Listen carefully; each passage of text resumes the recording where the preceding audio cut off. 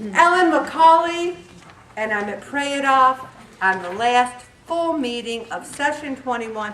And I've kind of loved Session 21. I feel like it's been a really, really, really good group of people. I feel closer to God myself. I just feel it's been a good session. And as we begin to think about having a 13-week break that Ellen desperately needs. That's why we do that. I did it 8 years in a row, and finally I said, I'm getting old. I need a couple months off. So I am going to tell everyone to look at the very first food log, and this one's due next week. So you still hand in your food log next week. You still get weighed next week. Yes, people are like, what? I thought we were having a party. The party is salad and fruit desserts. So, I've put on there Wisdom chapter 18. And I encourage you to read 18 and 19. And then you can say, hey, I read the whole Wisdom. You don't have to. It's not something I'm making you do. And if you say, well, where is it?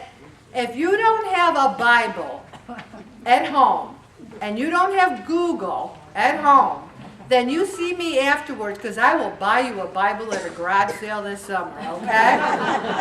Take it to the bank and cash it. I will buy you a Bible. So, this is the food log that's due next week, and I put Wisdom chapter 18. On the next one, I put Wisdom chapter 19. And then after that, I wrote nothing. But I put choice. If someone has a revelation over the summer and says, oh, why don't we ever do this? I am a sponge. You have an idea you're interested in, email me, call me. If there's a topic you want, a Bible, like a chapter you want, just let me know. But just choose something, continue to read the Word of God, because that's where we find our strength. But I want to talk a little bit about the food logs. In January of 2008, I did my first food log. And 11 years later, I've never missed a week. In 11 years, almost 11 years, it'll be 10 and a half years. Every week, whether I'm on vacation, no matter where I am, I don't give my logs to anybody. I give them to myself. But I find they are so powerful. And I do a very good log. Does that surprise anyone? No. I write it all down. If I have hot sauce, I write hot sauce. If I have a bite of something, I write a bite of something. I find power in the food log. There are people in this group that have gone to Florida. They come back, they hand me 11, 12 food logs. They usually do quite well. Now there are people in the group, one or two maybe, that aren't so good with the food logs. I mean, they do kind of a crappy job. But they've lost a lot of weight, and they're successful, and I let it slide.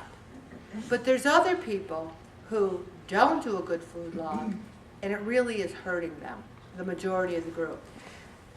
If you do not keep the food logs over the summer, you will not get weighed in on September 6th. Now, a lot of people are saying, yay, I won't get weighed in on September 6th, yay.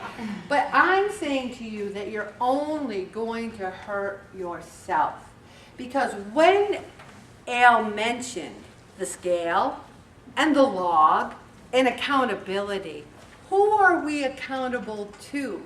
Ourselves. The food log is for you. And Tony, I'm going to give you a shout out now, because Tony he was a hardcore Table 1 member, lost 50 pounds and kept it off. Twice a year, he had to go home and watch the blogs remotely to take care of a loved one. And twice a year, in June and at the end of December, he mails me 26 logs and 26 logs. Because he says to me the only way he's been able to keep that 50 pounds off is the power of the log. Because you eat it, you own it, you write it. I do my water, I do my exercise. At the end of the week, I hold it up and say, this is my week, yes, okay. And if I've gained a pound in a week, I look it over and I go, is that it? Too much sodium? What's that? Maybe I had too much fruit. Whatever. I study it. How do you learn unless you study something? If you get a test in school and you get a 70, and the teacher says, well, I'm going to give you a retest next week. Do you throw the test away, or do you look at it and say, what did I miss? What do I need to learn from this before I have the retest? That is what's powerful about the log. And it's interesting. In January of 2008, I was 53 years old. And on June 25th, coming up, I'll be 64 years old.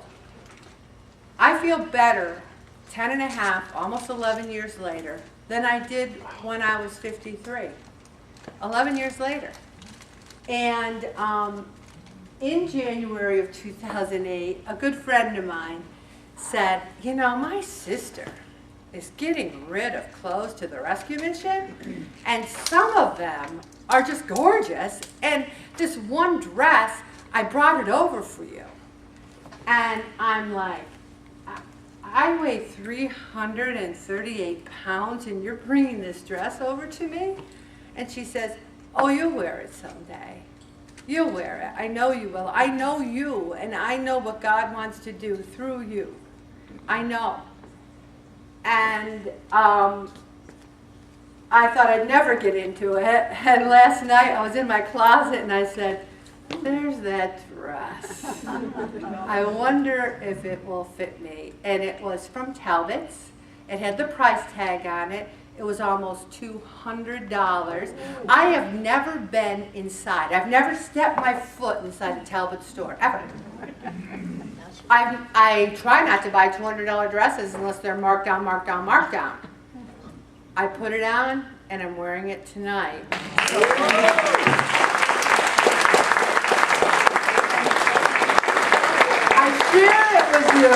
share that story with you because so many of you went, oh, I love that dress, I love that color. And I go, there's a story behind this dress.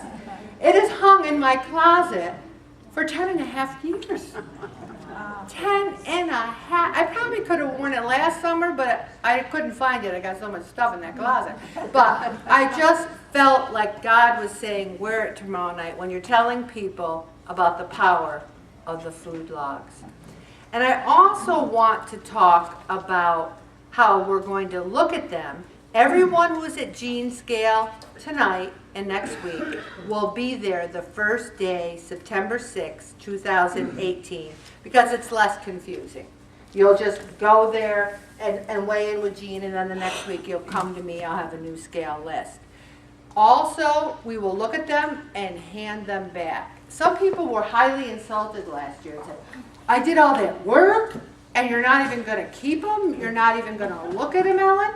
And I say, my notebook is already this fat with 1 week's log. I'd have to, take 2 days off from work to read everyone's summer logs. And remember, it's for you. It's for you. And there's been several people today that have said to me, I'm really worried about the summer, Ellen. I'm really worried about not coming to a meeting. And that's where the food log will help. And also, there's a lot of articles out there. This is 100 tips for a healthier summer. And you know what? I really liked this article. I thought it was really good tips. And we're going to spend a few minutes on it tonight. And I love what the goal is. The goal is so your bod will be in head-turning shape. Now, I don't know about you, but when I started praying up, I didn't say, well, my goal is that my bod will be in head-turning shape. My bod probably never was or never will be in head-turning shape, and I don't care. It is to me. We rehearsed this. The thing is, what's important is that your bod is in healthy shape. What's important is that you can go to New York, walk 8 miles in a day, and keep up with two 22-year-olds and not feel like you have to call 911. That's the importance. And I think it starts with fiber. There are people in this group that are saying to me, Ellen, I'm good with the exercise, I'm just not good with the food because I get so hungry. I'm hungry, hungry, hungry. And I say, I'm hungry 3 times a day, right before breakfast, right before lunch, and right before dinner. And then I eat my food, and I love my food, I enjoy my food, and then I'm done. I don't snack. I gave up snacking 10.5 years ago. It's one of the best things I ever did, because when you start to snack, you start to graze. I'll just have a couple of pretzels. I'll just have a few nuts. I'll have a couple of chips. Womp, womp, womp. The best thing to do is to have none. You have none. So you feel full when you eat fiber, and it keeps you regular. Do I need to go into details about what that means, praying offers? I don't think so. Because guess what? You tell me everything at the scale. You know how many people are at the scale going, oh, I haven't gone in 3 days. And I always say, oh, also, people don't understand what fiber is. Fiber is spinach and tomatoes and avocados and citrus fruits and berries and squashes. It's whole fruits and vegetables. It can be brown rice or quinoa. You know, I had a hamburger at the Watchfire, and I put it on my plate. It was a nice looking hamburger. I didn't have a bun. I don't need a bun. That's what forks are for. And guess what? If there were no forks, I would have picked up that burger and ate it anyway. Since when do you have to have a bun for your hand? I think white buns are, you know, maybe if they had 7-grain buns, I wouldn't even have had one then. But the thing is, spinach, tomatoes, avocados, citrus fruits, we're coming into the summer where there's the regional market, there's fruits and veggies, there's fresh fruits and vegetables. That is the time to fill up. I have such a honker salad. Sometimes I think, am I having too much salad? Salad, fiber will fill you up.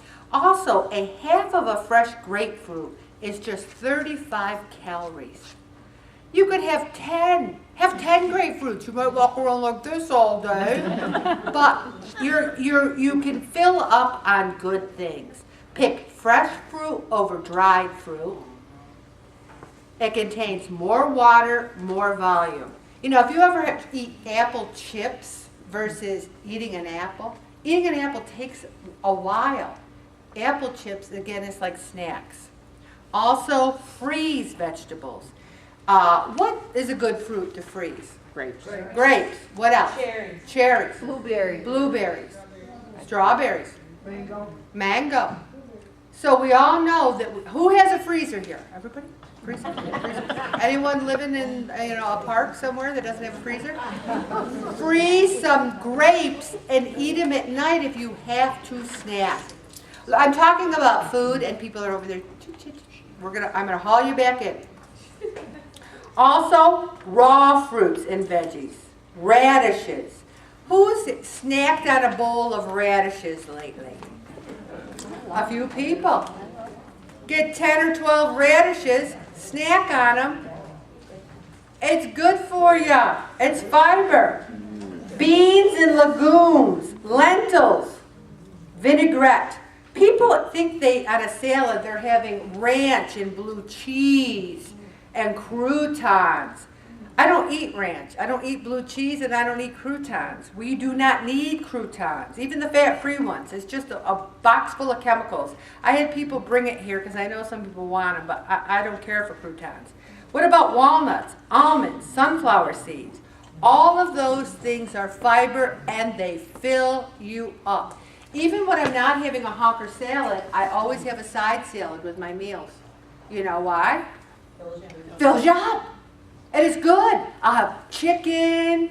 I can have potatoes on Whole30, so I'll have potato, and then I have salad. I'm going to stop right there, Bob.